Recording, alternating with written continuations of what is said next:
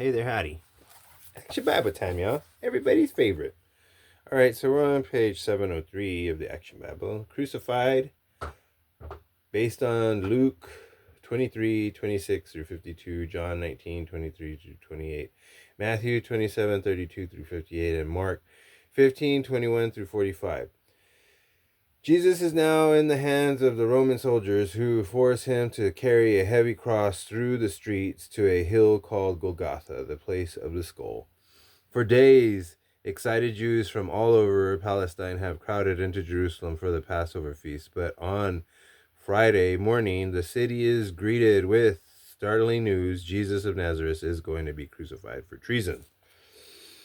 As Jesus stumbles under the weight of his cross, the streets fill with a strange mixture of spectators and mourners, priests and Pharisees who demand Jesus' death, women weeping for the man who forgave sins and healed the sick, curious onlookers who want only to see the condemned man carry his cross.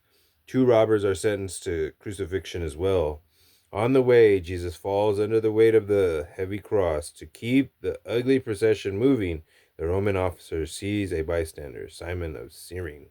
"You carry the cross for him."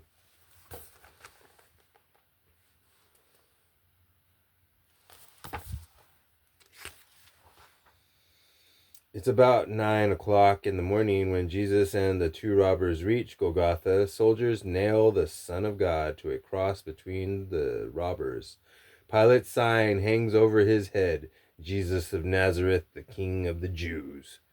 "Father, forgive them. They don't know what they're doing." To the Roman soldiers, Jesus is just another criminal. They notice that Jesus has a nice robe. "This robe is seamless. How should we divide it?" "It's too good to tear into pieces. Let's gamble for it." As Jesus' friends stand watching him suffer, curious crowds pass by. Some who want him to die taunt him.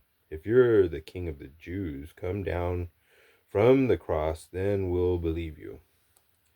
One of the robbers crucified with Jesus hurls insults at him too. "If you're the Messiah, save yourself and save us. Have some respect for God. We deserve to die for our crimes, but this man has done nothing wrong."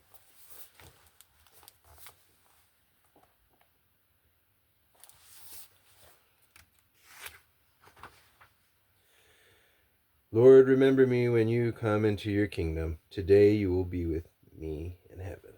Jesus looks down and sees his mother, Mary, and his friends John at the foot of the cross, watching his agony. "John, take care of my mother." John takes care of Mary to his own home and cares for her like his own mother. It is now noon. A strange shadow covers the land. Jesus suffers for 3 hours under the dark sky and then cries out to God, "Father, I put my spirit in your hands." Jesus dies at that moment. An earthquake shakes the ground. At that very same moment in Jerusalem, the veil in the holiest part of the temple has ripped in 2 pieces. What can it mean? On a hill called Calvary, the Son of God gave his life for the sins of the world.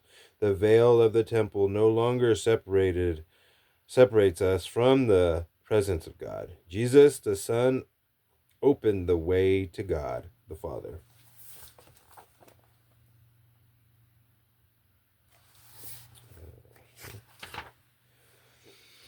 Outside the city, the Roman officer in charge of the execution is awed by what happened. Reverently, he looks up at the man who forgave his enemies. Truly, this man was God's son. A soldier stabs Jesus with a spear to make sure he's dead. The witnesses are filled with grief. They slowly go back to Jerusalem. They've now lost all hope that Jesus was the promised Savior who would deliver them from the Romans. In Jerusalem, Joseph of Arimathea, a secret believer in Jesus, goes to Pilate. "May I have the body of Jesus so that we may bury it before the Sabbath?"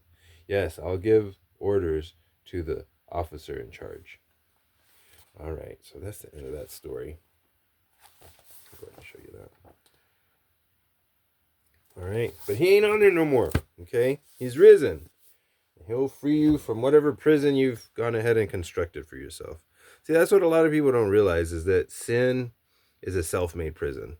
And Jesus is the key. He's the remedy. He's freedom. And the truth shall set you free. And that is truth. That is right. And that is what we should be pursuing and sharing and, imploring and fighting for, is for his truth, his salvation. Spread it all over the place, because that's what his heart is about. It's about people. We're okay, but we got to make sure that other people know the truth, because what good is it? What good is the truth if you don't share it? Okay? It's a treasure and it should be shared. All right? So, God bless you and your family. Have a great night.